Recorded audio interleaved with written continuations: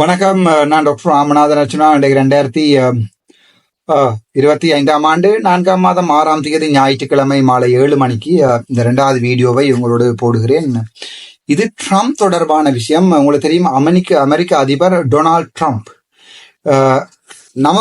போன வருடம் நவம்பர் மாதங்களிலே எங்களுடைய பாராளுமன்ற தேர்தல் நடங்கள் நாட்கள்ல டொனால்ட் ட்ரம்ப் அவர்கள் தெரியாதாக்களுக்கும் ஒரு சில வீடியோக்கள், அவர் செய்யற பிள்ளைகள், அவர் ஏன் இப்ப அமெரிக்கா கொதிக்கிறது என்பது சம்பந்தமான ஒரு சில வீடியோக்களை போடுகிறேன். என்னென்ன பிரச்சனை நடந்தது, அது இலங்கைக்கு சரி வருமா, இலங்கைக்கும் அதே பிரச்சனை வருமா, இலங்கை அரசாங்க அதிபரும் அது செய்வார் என்பதை இன்னொரு வீடியோவை போடுகிறேன். இப்ப இந்த வீடியோவிலே டொனால்ட் ட்ரம்ப் அவர்களுடைய பிரச்சனையை பார்ப்போம். இந்த டொனால்ட் ட்ரம்ப் அவர்கள் பதவியேற்று இப்ப கிட்டத்தட்ட 100 நாட்கள் முடிந்திருக்கிறது. அமெரிக்காவினுடைய அதிபர். அமெரிக்காவை பொறுத்த வரைக்கும் நீங்கள் பார்த்தீங்கள் என்றால், அமெரிக்கா ஒரு ஒரு ஸ்டேட் கண்ட்ரி, அதாவது கலிபோர்னியா, நியூயார்க் போன்ற ஸ்டேட் கண்ட்ரி. அங்கே ஸ்டேட் லோஸ் ஒன்று இருக்கும், ஒரு மாகாணங்களுக்குரிய சட்டங்களும் இருக்கும், ஃபெடரல் லோ ஒன்று இருக்கும். அதாவது கான்ஸ்டிடியூஷனல் ஃபெடரல் லோ என்றால் அந்த அமெரிக்க அரசாங்கத்துக்குரிய ஒரு லோ ஒன்றும் இருக்கும். சில ஃபெடரல் லோவுக்கும் சில ஸ்டேட் லோவுக்கும் இடையில கன்ஃபிளிக்ட் வந்திருக்கிறது. சில ஸ்டேட் லோவை சில ஸ்டேட் லோவை ஃபெடரல் லோவால கம்பல் பண்ணுவார்கள். என்னென்றால், இப்போ உதாரணத்துக்கு வாழைப்பழம் இந்த மாகாணத்துல விற்கலான்னு சட்டத்தை கொண்டு வந்த அந்த மாகாணத்துல தேசிய அரசாங்கம் சொல்லும் இல்ல விற்கலாம், நீ கூட அப்படி. அதுதான் அந்த இப்ப இந்தியாவை எடுத்து பார்த்துட்டால், இந்தியாவை கூட ஒரு மாகாண முறை தான் இந்தியாவிலையும் இருக்கிறது. இலங்கையும்லே அந்த 13ஆம் திருத்த சட்டத்திலே மாகாண சபை தொடர்பாக கொடுக்கப்பட்டிருக்க போதும் அந்த நடு ஆட்சி, சென்ட்ரல் மினிஸ்ட்ரி அல்லது நடு ஆட்சி தான் இப்ப தொடர்ந்து இலங்கை ஒரு நாடு, இங்க மாகாணமும் இல்லை, ஒன்றும் இல்லை, இங்க வேற மக்களும் இல்லை. நாங்கள் தென்னிலங்கை மக்களை கொண்டு ரஜவிகாரை அந்த என்ன சாமான் தையடி விகாரை சுத்தி இருத்த போகிறோம். இங்க இந்த 2-3 ஸ்டேட் ஒன்றும் இல்லை, இங்கே எல்லா இடமும் உண்டு, இங்க எல்லா மக்களும் வாழ்கிறார்கள் என்று காட்டுவதற்காக திருவோணமலை போய் இந்தியாவுக்கு கொடுக்கப்பட்டு கிழக்கு மாகாணமும் இப்ப விழுந்து போய் வடக்கு மாகாணமும் மெல்ல மெல்லமாக ஆக்கிரமிக்கப்படுகிறது. வவுனியா அரவாசி சிங்களம் இடமாக மாறிவிட்டது. கொஞ்சமாக சிங்கள காலனித்துவங்கள், சிங்கள அரசாங்கங்களின் அனுசரணையோட அப்படி மூவ் பண்ணி கொண்டிருக்கிறது. இது எங்களுடைய இலங்கையினுடைய நடப்பு. நாங்கள் அமெரிக்காவினுடைய பிரச்சனையை பார்ப்போம். இந்த வீடியோவை நீங்க பாத்தீங்கன்னா தெரியும். அமெரிக்காவிலே நடக்கின்ற இன்றைய தினம் ஹேண்ட்ஸ் ஆஃப் எனப்படுகின்ற ஒரு பெரிய ஒரு மக்கள் போராட்டம் ஆரம்பிக்கப்பட்டிருக்கிறது. அந்த வீடியோவை பாருங்கள்.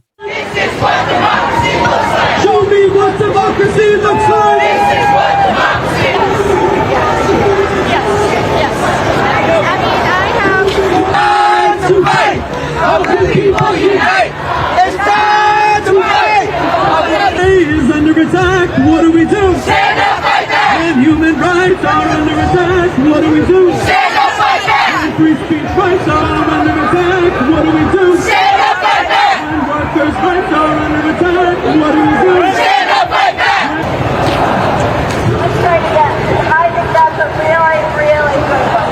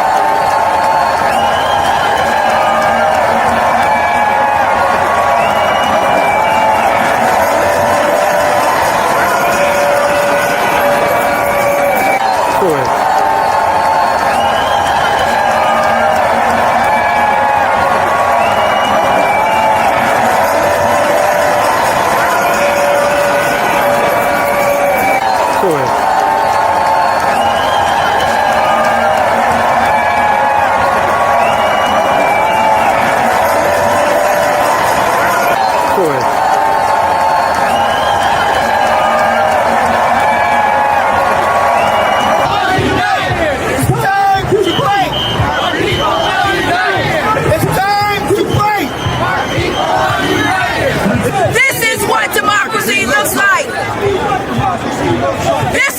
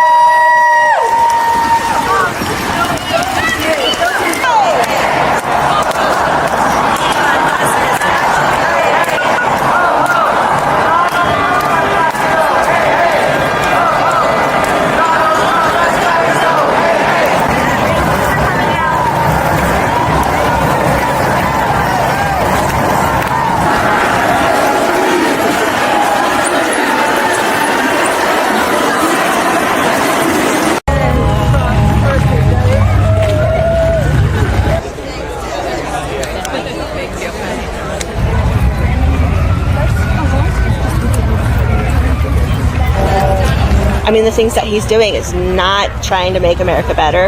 He's ruining our infrastructure, every department in our government. He's ruining, and he's right now destroying our economy. He's taken away all of our allies. We're a pariah in the world. This is what community looks like. This is what community looks like.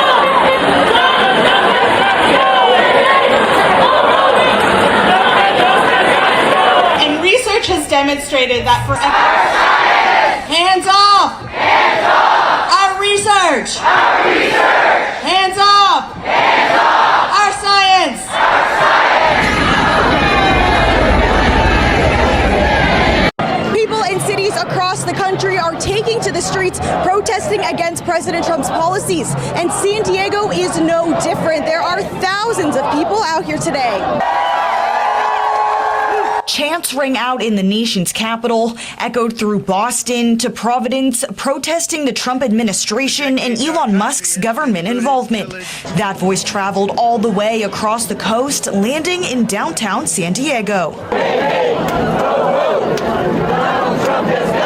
San Diegans filled the streets, fighting for an umbrella of concerns. Impeach Trump now, save our democracy, the usual. People marched, chanted, and held signs high, protesting everything from mass layoffs of federal workers to tariffs and spending cuts. Trump is trying to rewrite the Constitution or rip it to shreds. Among them, Abby Bremer and her family of 5. She's a federal employee. Every day I'm walking in afraid my key card isn't going to work, just like the Health and Human Services were earlier this week. 2.5-year-old Arrow also joined in on his first peaceful protest. Being a parent in today's age, it's important to make sure that he's getting out and seeing everybody that lives out here. For many, today was about standing up for their rights and saying enough is enough. What he has done now is as if he thinks that he can just do whatever he wants to, that he's the king of the world.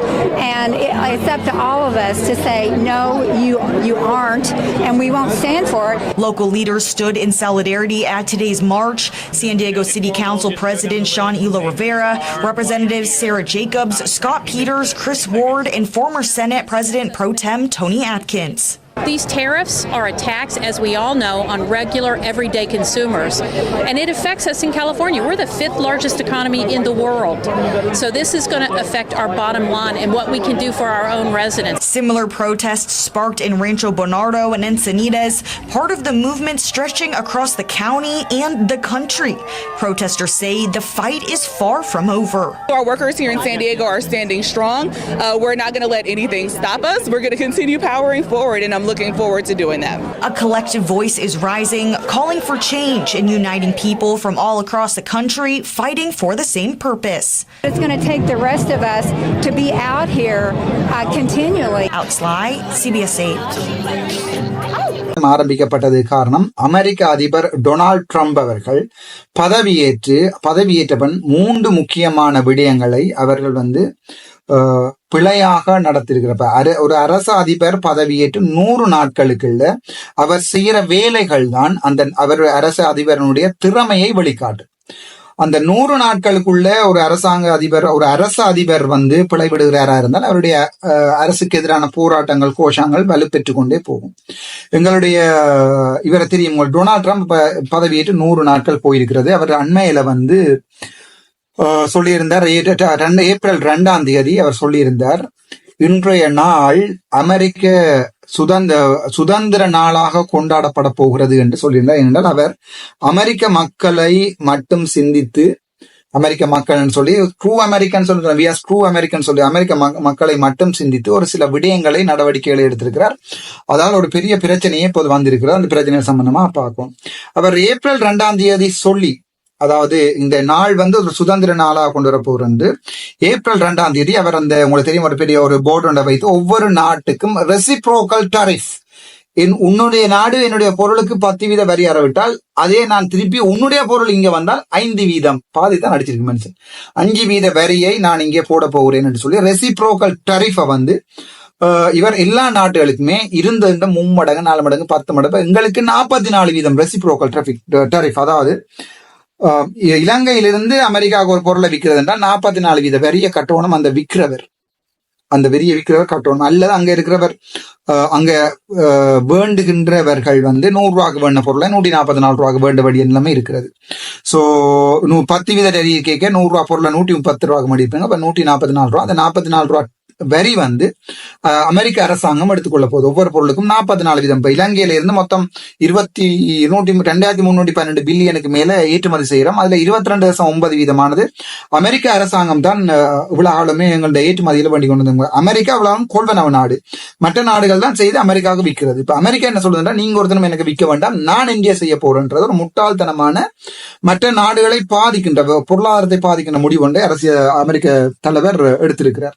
அவர் சொல்லி 2 நாள்ல ஒரு English பத்திரிகை ஒன்றிலே வந்து எழுதியிருக்கிறார்கள், அவருடைய அரசாங்கம் தலைகீழா ஓடிக்கொண்டு ரேன் ஹெட் ஃபாஸ்ட் சொல்லி, அதாவது வந்து தலையை முன்னுக்கு வச்சுக்கொண்டு ஓடிக்கொண்டிருக்கிறது. அதோட ஸ்டாக் மார்க்கெட் டர்மோயில் வந்திருக்கிறேன்னு சொல்லுறாங்க. அதாவது வந்து பங்கு சந்தைகள் இருக்கிறது உங்களுக்கு தெரியும். பங்கு சந்தையில வந்து ஒரு ஸ்திரமற்ற தன்மை ஏற்பட்டு இருக்கிறது என்று சொல்லுகிறார்கள். அந்த யூஎஸ் ஸ்டாக் மார்க்கெட் வந்து வால்ல பிடிச்சு சுத்தி விட்ட மாதிரி சுத்தப்பட்டு கொண்டிருக்கிறது என்று எழுதியிருக்கிறார்கள் அந்த ஆங்கில பத்திரிகையிலே. அதுல மேலதிகமான விவரம் என்றால், அமெரிக்கா ட்ரேடிங் பார்ட்னர்ஸாக இவ்வளவு காலம் இருந்தது வந்து கனடா, யூரோப்பியன் யூனியன், சைனா. இந்த 3 நாட்களும் வந்து அமெரிக்காவுடைய ட்ரேடிங் பார்ட்னர்ஸ். நீ உங்களோட சாமான் எனக்கு வில், நான் எங்களோட சாமான் எனக்கு விற்கிறேன்னு சொல்லி இருந்தது. இவர் வரியை கூட்டின உடனே, இந்த அமெரிக்கா வந்து வரியை கூட்டின உடனே முக்கியமா ஆஸ்திரேலியாவுக்கு சொல்லி இருக்கிறார், உங்களுடைய விழாலும் ஆஸ்திரேலியன் பீஃபுக்கு வந்து வரி அடிக்கிறது 10%. அவை ஆஸ்திரேலியன் அரசாங்கம் வெளிவேற அமைச்சர் சொல்லியிருக்கிறார், நாங்கள் அமெரிக்கா ஒரு நண்பனாகத்தான் பார்த்து நாங்கள் விழாலும், ஆனால் இந்த முட்டாள் வந்ததால இப்ப எங்களுக்கு பெரிய பிரச்சனை வரப்போகுது. ஆனால் இவர் செய்த மாதிரி முட்டாள் வேலைகளை நாங்கள் செய்ய போறோம் இல்லை என்று ஆஸ்திரேலியாவோட வெளிவேற அமைச்சர் கூட ஓப்பனாகவே சொல்லியிருக்கிறார். அதை விட இவர் சில விடயங்கள்ல முக்கியமா கை வச்சிருக்காரு. என்னென்றால், உங்களுக்கு அமெரிக்காவை தெரியும், அமெரிக்காவில வெளிநாட்டுல இருந்து வாழ்ற மக்களுக்கு வந்து கூட. இப்ப அமெரிக்கா நாடு எப்படி உருவான என்றால், அங்க செவிந்தியர் கேட்கல, இங்க இருக்கிற பிரிட்டிஷ் போய் செவிந்தியர்களை கொலை செய்து கொலனி எல்லாத்தையும் இல்லாம பண்ணி, சின்ன அந்த ரெட் இண்டியன்ஸ் கதை எல்லாம் பாய்ச்சிருக்கு இல்லாம பண்ணி அமெரிக்காவை வாஸ்கோ ட காமா, கொலம்பகா எல்லாருமே சேர்ந்து உருவாக்கினார்கள். அந்த அமெரிக்காவை நாங்கள் போய் உருவாக்கி அமெரிக்கன் ஸ்டேட் ஒன்றை உருவாக்கி, இப்போது தாங்கள் தான் அமெரிக்கன் மண்ணுண்ட குடிகள் என்று சொல்லி கொண்டாடுகிறார்கள். உண்மையா அமெரிக்க மண்ணிட மக்கள் வந்து, அமெரிக்க மண்ணின் மக்கள் வந்து யாருன்னு கேட்டீங்கன்னா செவிந்தியர்கள். அவர் முக்கியமான 3 பிளவிட்டிருக்கார். ஒன்று ஃபாரின் பாலிசியை வந்து, அதாவது வந்து ஃபாரின் பாலிசி என்று சொன்னால் அந்நிய நாடுகளோடு இருக்கிற ஒப்பந்தங்கள், புரிந்துணர்வு உடன்படிக்கைகள்ல கை வச்சிருக்கிறார். 2வது, வெளிநாட்டு மக்கள் வந்து தன்னுடைய நாட்டுக்கு வர இமிகிரன்ஸ் என்று சொல்லுவார்கள். அதாவது இப்ப நாங்கள் கூட வெளிநாட்டுக்கு போனா இமிகிரன்ஸ், அவர்களுடைய வரவை கட்டுப்படுத்துறதுக்காகவும் அவரை திருப்பி அனுப்புறக்கூடிய வேலையில பார்த்திருக்காங்க. 3வது, ரெசிப்ரோக்கல் டரிஃப். இந்த ரெசிப்ரோக்கல் டரிஃப் என்றால், நீ அடிச்ச வரிக்கு நான் திருப்பி அடிக்கிற வரி என்று சொல்லி இந்த ஆளும் அடிக்க வலிக்கிட்டு இருக்கு. யாருன்னு சொன்னால் அமெரிக்க பிரசிடென்ட் யாரு, டொனால்ட் ட்ரம்ப். இந்த டொனால்ட் ட்ரம்பும் எங்க ஜனாதிபதி மஹிந்த ராஜபக்சவும் ஒரு வகையில இப்ப இருக்கிற ஜனாதிபதியும் மற்றது கோத்தபாய ராஜபக்சவும் இதே விதிக்கல போறாங்க. ஒரு ஆளுடைய அட்வைஸை எடுத்துக்கொண்டு, உதாரணத்துக்கு டொனால்ட் ட்ரம்ப் வந்து இப்ப தன்னுடைய டிபார்ட்மெண்ட்டுக்கு, அதாவது வந்து என்ஹான்ஸ்மெண்ட் டிபார்ட்மெண்ட் ஏதோ நான் வாசிக்கிறேன், அதுக்குரிய தலைவராக எலான் மஸ்க் என்பவரை போட்டிருக்காரு. எலான் மஸ்க் யார் என்றால் ஒரு பெரிய மாபெரிய உலகின் முதல் தர பணக்காரர். அவர் தான் இந்த ஸ்பேஸ் எக்ஸ் ப்ரோக்ராமை வெளிநாட்டுக்கு அனுப்பி கிட்டடியில் அந்த வெளிநாட்டுல 9 நாட்கணக்காக ஸ்பேஸ்ல அண்டவெளியில இருந்தாக்களை கொண்டு வந்த அந்த இதெல்லாம் பார்த்திருப்பீங்க நீங்க. ஸ்பேஸ் எக்ஸ் என்ற ப்ரோக்ராமை அவர் தான் கொண்டு வரார். டெஸ்லா கார் சம்பந்தமாக நீங்க பார்த்திருப்பீங்க. அது சம்பந்தமா வீடியோ ஒன்றை நான் போடுகிறேன் தெளிவாக. சோ அவருடைய அட்வைஸை கேட்டு அவரை பர்சனல் அட்வைசரா எடுத்து வைத்துக் கொண்டு டொனால்ட் ட்ரம்ப் செய்கின்ற இந்த வேலைகள் வந்து பெரிய பிரச்சனையா இருக்கிறது. உங்களுக்கே தெரியும், உக்ரைன் போர், காசா போர், இந்த 2 போரும் நடந்து கொண்டிருக்கிறது. அண்மையில எங்க ஸ்ரீலங்காவில கூட காசா போருக்கு சார்பாக ஸ்டிக்கர் அடித்த என்று சொல்லி ஒரு இளைஞரை தடை செய்து முஸ்லிம் மக்களுடைய பிரச்சனை. ஆகவே நான் அந்த விடயத்தை எந்த கருத்தையும் தெரிவிக்கவில்லை. ஆனால் நான் முஸ்லிம் மக்களுக்கு சார்பாக தான் எப்பவுமே இருப்பேன் அந்த விடயத்தில். ஏனென்றால் காசா எப்படி எரிகிறதோ, அங்க குழந்தைகள் எப்படி உடம்புல எரிகிறதோ, அதே மாதிரி தான் எங்களுடைய தமிழீழத்திலையும் எங்களுடைய மக்கள் எரிக்கப்பட்டார்கள். தமிழீழம் என்று சொல்றது எங்களுடைய இலங்கைக்கு ஒரு பேர் தமிழீழம். தமிழ் மக்கள் வாழ்ந்த இடம், ஆகவே தமிழீழம். அங்கே முள்ளிவாய்க்காலிலே மக்கள் கொத்து கொத்தாக எரிக்கப்பட்டார்கள். அதில் எந்த சந்தேகமும் இல்லை. அது எந்த பீட்டியை போட்டாலும் எனக்கு பரவாயில்லை. ஏனென்றால் மக்கள் கொத்து கொத்தாக எரிக்கப்பட்டு 40,000 என்று சொல்லி யுஎன்ஏ சொல்லி இருக்கிறது. ஆனால் பொதுமக்கள் எக்கச்சக்கமாக கொலை செய்திருக்கிறார்கள். அந்த எந்த பொறுப்பு கூறலும் இல்லை. ஜூகே அரசாங்கம் 4 பேரை தடை செய்கிறது. இந்த பிரச்சனை சம்பந்தமாக நாங்கள் ஆறுதலாக ஆராய்வோம். இப்ப ட்ரம்ப்பை மட்டும் கதைப்போம். சோ இந்த ட்ரம்ப் வந்து ஃபெயில் பண்ணியிருக்கேன் என்றால் இந்த இமிகிரன்ஸ் ரூல்ஸ், அதாவது நீங்க பாத்தீங்கன்னா தெரியும், இதுக்கு முதல் தலைவராக இருந்தவர் ஜோ பைடன் இருக்கைக்குள்ள இந்த இமிகிரன்ஸ் சார்பாக ஒரு நழுவல் போக்கை தான் வச்சிருந்தவர். அதாவது அகதி அந்தஸ்து கோரி அமெரிக்காவுக்கு போகின்ற மக்கள் அரசியல் காரணங்களுக்காகவோ அல்லது பொருளாதார காரணங்களுக்கோ போறவர்கள் சம்பந்தமா ஒரு நழுவல் போக்கை தான் வச்சிருந்தவர். எல்லாரையுமே பிடிச்சு நாட்டுக்கு ஏற்றி அனுப்புறீங்க.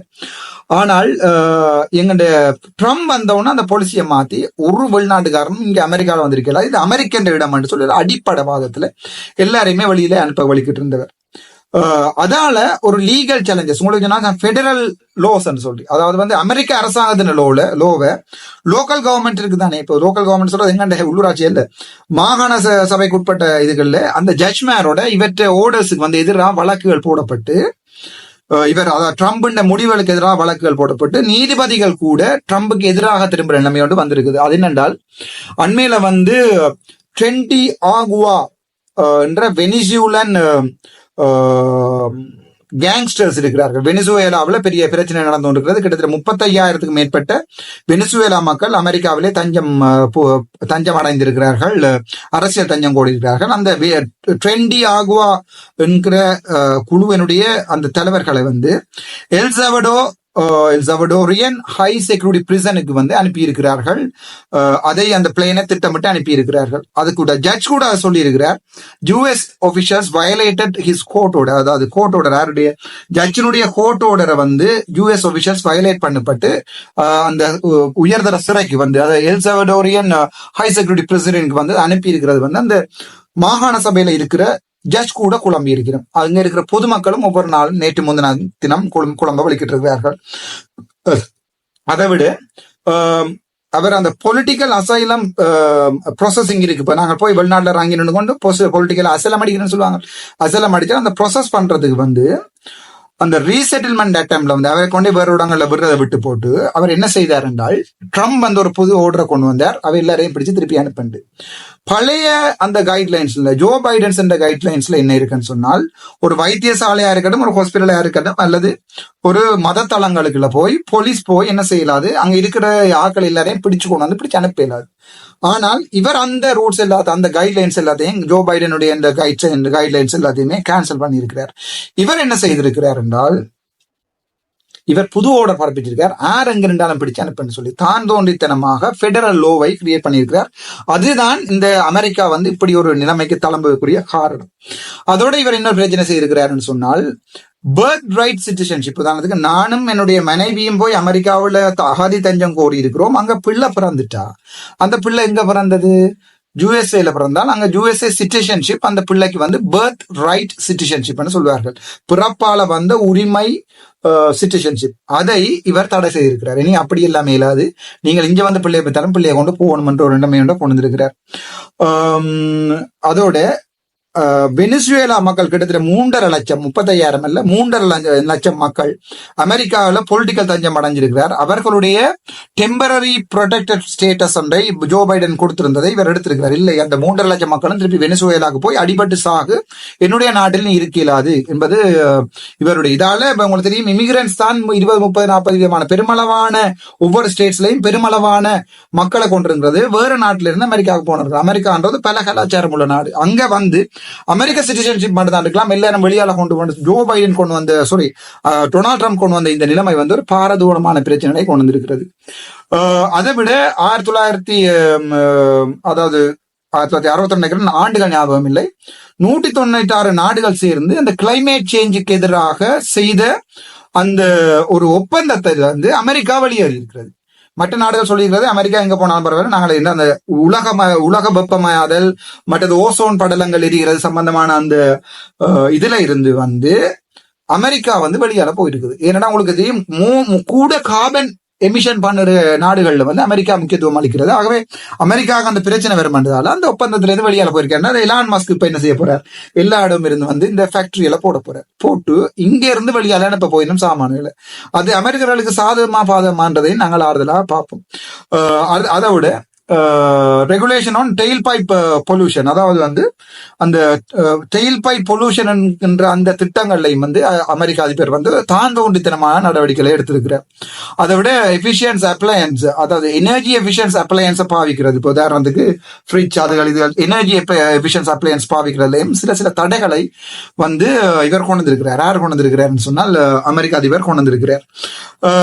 அதை விட அலாஸ்கா கண்டத்துல வந்து ஒயில் ட்ரில்லிங்கை வந்து இவர் சட்டபூர்வமாக அனுமதித்திருக்கிறார். அது எலோன் மஸ்கின் தூண்டுதல நடந்துதான் ஒரு ப்ரொட்டஸ்டர்ஸ் சொல்லி கொண்டிருக்கிறோம். அப்படி நாட்டுக்கு முக்கியமில்லாத, மக்கள் ஏற்றுக்கொள்ளாத, நாட்டு மக்கள் நாங்கள் அமெரிக்க மக்களும் இருக்கிறார்கள், மற்ற மக்களும் இருக்கிறார்கள், அவர்கள் ஏற்றுக்கொள்ளாத ஒரு இது வந்து அமெரிக்க அதிபர் செய்யும் போது இந்த போராட்டங்கள் ஆரம்பித்திருக்கிறது. அதையும் தாண்டி இதை வந்து உங்களுடைய ஒவ்வொரு ஜட்ஜ்மெண்ட் என்னன்னு சொல்லிங்கன்னா பிளட்டன்லி அன்கான்ஸ்டிடியூஷன், அதாவது வந்து பலட்டன்லி அன்கான்ஸ்டிடியூஷன் என்றால் ஒரு நாட்டின் அரசியலமைப்புக்கு மிகவும் விரோதமாக இவர் செயற்படுகிறார் என்று சொல்லியிருக்கிறார்கள். அதை விட இவர் என்ன மேலதிகமா போய் இந்த பெடரல் ஏஜென்சி எம்ப்ளாயிஸ், பெடரல் ஏஜென்சின்றது அமெரிக்க அரசாங்கத்தின் பென்டகன்ல இருக்கிற மத்திய அரசாங்கத்தின் எம்ப்ளாயிஸை வந்து இவர் திலத்தி போட்டின்னு இருக்கிறார். அவர் ரீப்ளேஸ் பண்ணியிருக்கார் பொலிட்டிக்கல்ஸ் லோயர்ஸ். அதாவது எங்களுடைய அனுர அரசாங்கம் செய்யற என்ன, அங்க இருக்கிற ஆக்களில் அரை திலத்தி போட்டு அங்கே கொண்டு வந்து யார போடுறது, தனக்கு சாதகமான ஆக்களை கொண்டு வந்து போடுறது. பொலிட்டிக்கல் லோயலிஸ்ட், இப்போ உதாரணத்துக்கு எலான் மஸ்க் போன்ற ஆட்களை போட்டிருக்கிறார். அதோட இவர் எக்ஸிகியூட்டிவ் ஆர்டர் ஒன்று கிரியேட் பண்ணியிருக்கிறார் என்றால் ஒரு அட்வைசரி குரூப் ஒன்று கிரியேட் பண்ணியிருக்கிறார். The department of government efficiency என்று உண்டு. அதாவது அரசாங்கத்தினுடைய திறன் தன்மையை மதிப்பிடுவதற்காகவும் நடத்துவதற்காகவும் ஒரு டிபார்ட்மெண்டை திறந்து அதுக்கு எலான் மஸ்க்கு பொறுப்பாக கொடுத்திருக்கார். ஆகவே அது ஒரு பெரிய பிரச்சனையாக இருக்கிறது என்னென்றால் மக்கள் அதை ஏற்றுக்கொள்றதுக்கு தயாராக இல்லை. அந்த மக்கள் அதை ஏற்றுக்கொள்றதுக்கோ அல்லது அதை மக்கள் வந்து வீதிக்கு இறங்கி இருக்கிறார்கள். ஆரம்ப எலான் மஸ்க் நான் உங்களுக்கு சொல்லி இருக்கிறேன், ஏற்கனவே விஸ்கின்சன்ல போய் தான் ஒரு அவ்வளவு காசை கொட்டியும் மக்கள் அவருக்கு எதிராகத்தான் இந்த விஸ்கின்சன் எலெக்ஷன்ல வந்து தோத்திருக்கிறார் எலான் மஸ்க். அது நடந்திருக்கிறது. அதை விட பல பேட் மூவ் செய்திருக்கிறார் என்றால்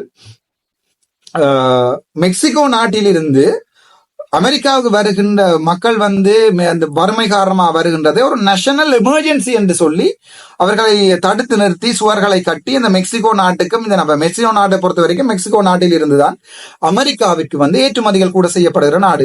ஆகவே மெக்சிகோ நாட்டிலிருந்து இங்க வராம தடுத்து மெக்சிகோ நாட்டோட இருக்கிற அரசியல் நட்புறவுகளையும் வந்து அது அந்த நாடோட மட்டும் இல்ல, அமெரிக்கா, சைனா, இந்தியா எல்லாரோடையும் தான் இவர் பிரச்சனை பட்டிருக்கு. அது வந்து அவருடைய முக்கியமான பேட் மூவாக சொல்லப்படுகிறது. முக்கியமாக அந்த பர்த் ரைட் சிட்டிசன்ஷிப்பை இவர் எடுத்தது வந்து ஒரு பெரிய பிரச்சனையாக சொல்லப்படுகிறது. அதை விட எக்ஸ்டர்னல் ரெவென்யூ சர்வீசஸ், அதாவது வந்து இந்த பெடரல் ஏஜென்சிஸ் கலெக்ட் பண்ற டாக்ஸை விட வருமானம் சொத்து எடுக்கிறதுக்காக வந்து இவர் வேற வேற இதுகளையும் தயாரிச்சிருக்கிறார். அதாவது எங்களுடைய அனுர அரசாங்கம் என்ன மாதிரி செயற்படுகிறதோ அதே மாதிரி இவர் செய்திருக்கிறார்.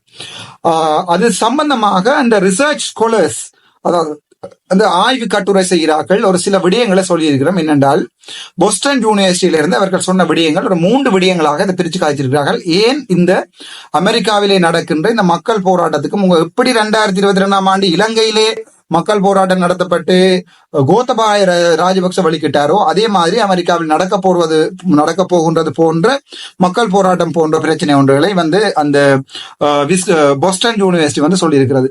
அங்க இருக்கிற போஸ்டன் யூனிவர்சிட்டி ஸ்காலர்ஸ் படித்தவர்கள் என்ன சொல்லுறாங்க, இவர் ஒரு 3 பேட் அட்மினிஸ்ட்ரேஷன் ஸ்ட்ராட்டஜியை மெயின்டைன் பண்ணிக்கிறார். ஒன்று இமிகிரேஷன் சம்பந்தமாக. உங்களுக்கு தெரியும், இமிகிரேஷன் சம்பந்தமாக இவர் என்ன நினைக்கிறார் என்றால், வெளி மாவட்ட மக்களை எங்களுடைய நாடுகள் வராமல் பண்ணினால் அவர்கள் அந்த நாட்டிலே இருப்பார்கள். ஆகவே அந்த நாட்டுக்குரிய டெரிஃபையும் கூட்டினால், அந்த வரிகளை கூட்டினா அந்த மக்கள் அந்த நாட்டிலே இருப்பார்கள். இந்த நாட்டுக்கு வர விடாம அந்த அரசாங்கமே அவர்களை தடுக்கும்படி நினைச்சு கொண்டு அந்த நாட்டின் வரிகளை எல்லா நாடுகளுக்குமே இங்க யுஎஸ்ஏக்கு காசு அனுப்புகின்ற அந்த இதுகளை வந்து பொருட்கள் அனுப்புகிறத தடை செய்யறார். இவர் நினைக்கிறாண்டா பொருட்கள் அனுப்புறத தடை செய்தா அப்ப அரசாங்கத்தோட ஒரு நெகோசியேஷன் கொண்டு வரலாம். அப்ப உங்களுடைய இமிகிரன்ஸை நீங்க ஃபர்ஸ்டா கண்ட்ரோல் பண்ணி நான் எங்க நாட்டில இருந்து உண்ட சாமான எடுக்கிறேன், உதாரணத்துக்கு ஆஸ்திரேலியாவுக்கு இங்க எங்க நாட்டில இருந்து பர்டிகுலர் சைட்டால வந்து போறது. இப்போ ஆஸ்திரேலியன் கவர்மெண்ட் இப்ப என்ன செய்தா என்றால் இலங்கையில இருந்து ஏற்றுமதி செய்யப்படுற தேயிலை எல்லாத்தையும் வந்து பிளாக் பண்ணினா அப்ப இலங்கை கெஞ்சும், ஐயா அங்க தேயிலை எடுங்க. அப்ப அவர் சொல்லலாம், இந்த இமிகிரண்ட ஃபர்ஸ்டா ஸ்டாப் பண்ணு, அதை வந்து இன்ஃபோர்ஸ் பண்ண வடிவா நான் எடுக்கிறேன். அதுபோல இமிகிரன்ஸ் குறைஞ்சா பிறகு இவருடைய சாமான வெள்ளலாம். அதுதான் எங்களுடைய ட்ரம்பினுடைய திட்டம். ஆனால் அது பிசை போயிருக்கிறது. அவர் கேம்பெயின்ல கூட அவர் சொல்லியிருக்கிறார், ரெவென்யூ சொல்றது வந்து, அதாவது வந்து டேக்ஸ் என்ற சொல்றது டிக்ஷனரியிலேயே ஒரு மிகவும் அழகான வார்த்தையாக இருக்கிறது டேக்ஸ் என்று சொல்லி இருக்கிறார். டேக்ஸ் தான் தனக்கு பிடிச்ச வார்த்தையாக என்றால் இவர் நினைக்கிறார் டேக்ஸ் அடிச்சு தன்னுடைய நாட்டை வளர்க்கலாம் தான் நினைக்கிறார். ஆனா அந்த டேக்ஸ் யாரை பாதிக்க போகுதுன்னா பொதுமக்கள். அது என்ன மாதிரி பாதிக்கும் என்றதை நான் உங்களுக்கு சொல்லுறேன். சரிதானே? அடுத்தது பாத்தீங்கன்னா தெரியும், இந்த டெரிஃப்ஸ். சரிதானே? அந்த டெரிஃப்ஸை வந்து இவர் இங்க மட்டும் இல்ல ரஷ்யாவுக்கு சொல்லி இருக்கிறார். ரஷ்யன் நாடு விளாடிமிர் புட்டின் வந்து நீங்கள் உக்ரைனோட ஒரு போர் நிறுத்தத்துக்கு போகாட்டி நான் உங்களோட டேக்ஸை கூட்டுவேன். ஆகவே நீங்கள் அங்கிருந்து ஒயில விற்கிறதுங்க, ஒயில் ரஷ்யாவில இருந்து வீல் பண்றது அமெரிக்காவுக்கு, கூட ஒயில் தேவையில்லை. நான் எலான் மஸ்க் இருக்கிறார், பேட்டரி காரோட போறேன், நீங்கள் உக்ரைனோட ஒரு சமாதானத்துக்கு போகும்போது ரஷ்யாவோட இவர் என்ன செய்யறாருன்னு சொன்னால் ஒரு பிரச்சனையை தொடக்குறார். ஆனா அதை இன்னொரு ஆங்கில பத்திரிகை எழுதி இருக்கிறது என்னென்றால், அப்படி ஒரு போர் நிறுத்தத்தை கொடுத்து ரஷ்யா உக்ரைன் மற்ற பகுதிகளை கூட பிடிக்கிறதுக்கு இவர் சப்போர்ட் பண்றாரு. அப்படி இது ஒரு பொலிட்டிக்கல் டபுள் கே. அதை விட நீங்க பாத்தீங்கன்னா கொலம்பியன் பிரசிடென்ட் வந்து இவர் சொல்லியிருக்கிறார், கஸ்டாவோ பெட்ரோ, கொலம்பியன் பிரசிடென்டுடைய பேர் கஸ்டாவோ பெட்ரோ. அவர் சொல்லியிருக்கார், உன்னுடைய ஒயிலையும் கொஃபியை நிப்பாட்டுவேன், நீ வந்து ஃபர்ஸ்ட் ரவுண்ட் இமிகிரன்ஸை வந்து நிப்பாட்டுவோம் என்று சொல்லி ஒரு பொது மேடையில ஒரு ஸ்பீச் ஒன்று நேர பயிலான். உங்களுக்கு தெரியும், செலன்ஸ்கிக்கு இவர் வந்து பேசியிருப்பார். அதே மாதிரி கஸ்டாவோ பெட்ரோவும் வந்து இவர் சொல்லி இருக்கிறார். அதை விட என்ன செய்திருக்கிறான்னு சொன்னால், சாட்டர்டே 3ஆம் தேதி அமெரிக்காவினுடைய லார்ஜஸ்ட் ட்ரேடிங் பார்ட்னர்ஸ், அதாவது பெரிய அந்த பொருட்களை கொடுத்து வாங்குற பார்ட்னர்ஸா இருக்கிற சைனா, மெக்சிகோ அண்ட் கனடா நாடுகளுக்கு வந்து இவர் என்ன செய்திருக்கிறார் சொன்னால் ஒரு பெரிய டேக்ஸ் உண்டு, அதாவது ரெசிப்ரோக்கல் டேரிஃப் வந்து அடிக்கிறார். நீங்க அடிக்கிறது திருப்பி அடிக்கிறேன்னு அவங்க என்ன செஞ்சாங்க, இவர்கிட்ட ஷேர் மார்க்கெட்ல கை வச்சாங்க. இப்ப அமெரிக்காவோட ஷேர் மார்க்கெட் ஆடி போன உடனே திருப்பி இன்ஃபிளேஷன் வரப்போகுது. அது என்ன விளங்கப்படுத்துறேன். அது மாதிரி இப்ப கொலம்பியாவோட என்னென்றால், இவர்கள் இங்க இருக்கிற அமெரிக்காவில இருந்து பிடிபட்ட கொலம்பியன் மக்களை மிலிட்டரி பிளேன்ஸ்ல ஏற்றி கொலம்பியாவுக்கு அனுப்பினார். உண்டாக்கள் எல்லாரையும் எடுண்டு அவங்க கொலம்பிய நாடு சொல்லி போட்டுது, நீ இப்படி பிடிச்சு அனுப்பலாம் வேண்டிய நிலைமையில இல்லை, நாங்கள் எடுக்க போறது இல்லைன்னு கொலம்பிய நாடு சொல்லிட்டு சொன்ன உடனே என்ன நடந்ததுன்னு சொன்னால், அப்படியோ அப்ப உண்ட கொஃபியும் எனக்கு வேண்டாம், உண்ட ஒயிலும் எனக்கு வேண்டாம், கொஃபி அங்கிருந்து வர கொஃபிக்கும் ஒயிலுக்கும் தடை விதிச்சாச்சு. அப்ப அதால இப்ப எங்க அமெரிக்காவில நடக்க போண்டா, அமெரிக்காவில கொஃபிக்கும் ஒயிலுக்கும் உரிய விலை கூட போகுது, சாமான் இல்லை, அதான் பிரச்சனை. இப்ப இங்க பொருட்கள் இல்லாம இங்க இதுகள் கூட போகுது. அதை விட உண்மையாகவே பொருளாதார வல்லுநர்கள் என்ன சொல்லுகிறார்கள் என்றால், டரிஃப் அடிப்பது, டேக்ஸ் அடிப்பது வந்து ஒரு இப்ப எங்கட பாராளுமன்றத்தோட இந்த 7, 8, 9 எங்கட டேக்ஸ் சம்பந்தமான விடயங்கள் கதைக்க போறோம் பாராளுமன்றத்துல. இப்ப பாராளுமன்றத்துல நாங்கள் பார்ப்போம், இந்த டேக்ஸ்கள்ல வந்து டேக்ஸ் அடிக்கிறது அல்ல, ஒரு நாட்டை உயர்த்துவதற்குரிய வழி. பொதுமக்களுக்கு குறைந்த விலையில நீங்கள் பொருட்களை கொடுக்கணும். இப்ப உதாரணத்துக்கு விலை, பொருட்களோட விலை, இப்ப அரிசி 250, 300, 350 ரூபாய் அரிசி இல்லை, பொருட்களோட விலை கூட பணவீக்கம் அதிகரிக்கும். பொருட்களோட விலை கூடினால் எங்களோட இருக்கிற பணம் பிரியோசனம் இல்லாம போயிடும். முந்தி 25 ரூபாய்க்கு வேணும் அரிசியை இப்ப 250 ரூபாய்க்கு வேண்டாம். பணத்தின் பெருமதி என்ன செய்யும்? பணத்தின் பெருமதி குறைய பணவீக்கம் அதிகரிக்கும். பணவீக்கம் அதிகரிச்சா பேங்க் எல்லாம் என்ன செய்யும்டா, தன் இன்ட்ரெஸ்ட் ரேட் எல்லாத்தையும் கூட்டும். அந்த இன்ட்ரெஸ்ட் ரேட் எல்லாத்தையும் கூட்ட திருப்பி அரசாங்கத்துக்கு என்ன நடக்கும்? அரசாங்கத்துக்கு ஒரு ரெவென்யூவும் வராது, ஒரு வியாபாரம் ஒன்றுமே நடக்காது. அரசாங்கமே டேக்ஸை கூட்டும். டேக்ஸை கூட்டினா திருப்பி ஒரு எக்கனாமிக் டேர்மைல் ஒன்று வருதான். இதான் அந்த சைக்கிள். அதாவது பொருட்கள விலையை முடிஞ்ச வரைக்கும் குறைக்க பார்க்கணும். எங்கட நாட்டிலையும் இப்ப அரசாங்கம், அமெரிக்க அரசாங்கம் செய்த இதே வேலையை மாதிரி தான் இன்னொரு அரசாங்கம் வந்து பொருட்கள விலையை கூட்ட பொருட்கள விலையை கூட்டுறா அதுல அடிக்கிற டேக்ஸை கூட்டுறது.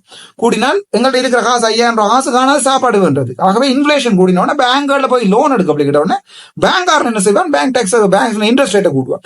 கூட்டினா பணவீக்கம் கூட நாங்க என்ன செய்வோம், எங்களோட எக்கானமி பயங்கர டம்பா. இதுதான் பிரச்சனை. அதை விட இந்த கிளைமேட்ல உள்ள பிரச்சனைன்னு சொன்னால், இப்ப அவர் வந்து இந்த கிளைமேட் ஒப்பந்தங்கள்ல ஒன்றுக்குமே போகாம செய்திருக்கிறார். இதன் போது எங்களோட இப்ப பாத்தீங்கன்னா நியூயார்க்ல மற்ற இடங்கள்ல வந்து அமெரிக்க அரசாங்கத்துக்கு எதிராக பொதுமக்கள் போராட்டத்துக்கு இறங்கிட்டார்கள். 1000 லட்சக்கணக்கில் அந்த போராட்டம் கூடிக்கொண்டே போகுது. இது எப்படி முடிய போகுது என்றால், இன்னொரு கொஞ்ச காலம் போக நான் நினைக்கிறேன் என்ன ஒரு 1 வீக் 2 வீக் போக கோத்தபாய எவ்வாறு அடிச்சு திலத்தப்பட்டாரோ அதே மாதிரி இந்த ட்ரம்ப் அவர்கள் சொல்லுறாரு எங்களுக்கு டிக்டேட்டர்ஸ் வேண்டாம். அதாவது இந்த கோத்தபாயவும் எல்லாரும் பார்த்தார்கள் டிக்டேட்டர்ஸ் உண்டு, மஹிந்தவையும் பார்த்தார்கள் டிக்டேட்டர்ஸ் உண்டு. அதாவது மக்களோட மக்களாக வாழ்ற ஜனாதிபதி தான் எல்லாருக்கும் பிடிக்குமே ஒழிய அதற்காக டபுள் பாக்கெட் அடிச்சு கொண்டு நாங்கள் 3 லட்சத்துக்கு வெளிநாட்டுக்கு போயிட்டு வந்தாங்கன்னு போய் சொல்லவும் தேவையில்லை. ஜனாதிபதிக்குரிய தகமைகள் அவருடைய வரப்பிரசாதங்கள் எல்லாமே இருக்கத்தான் வேண்டும். ஜனாதிபதியா இருக்கணும். மக்களுடைய நன்மையை சிந்திச்சு செயற்படணுமே ஒழிய சம்பளம் இல்லாத நான் கவர்மெண்ட் கொடுக்குறேன்னு சொல்லி போட்டு முட்டாள்தனமாக சம்பூர் போன்ற அனல் மின் நிலையங்களையும் மன்னார் போன்ற இடங்களையும் இந்தியாவுக்கு தாரவாத்து கொடுத்து எங்களுடைய முந்தி இங்க வித்தார்கள், கோத்தாம் வித்து எங்களுடைய நாட்டை விற்கிறார்கள், அதான் உண்மை. ஆனால் அதுக்கு எதிராக அங்கே போராட்டம் தொடங்கி விட்டார்கள். நான் நினைக்கிறேன் பெரும்பாலும் எங்களுடைய அரசாங்கமும் இப்படியே போனால் ஒரு மிக குறைந்த நாட்கள்ல ஆட்டங்களை காணும்னு நினைக்கிறேன். இதுதான் அமெரிக்காவில் இப்போது நடக்கின்ற ட்ரம்புக்கு எதிரான போராட்டம். நன்றி, வணக்கம். அடுத்த ஒரு வீடியோவில் எங்களோட ட்ரம்ப் விட்டு அதே பிள்ளைய எங்களுடைய பிரசிடென்ட் அன்ரோகுமார் திசாநாயக்கம் அது சம்பந்தமாக கதைப்போம். நன்றி, வணக்கம்.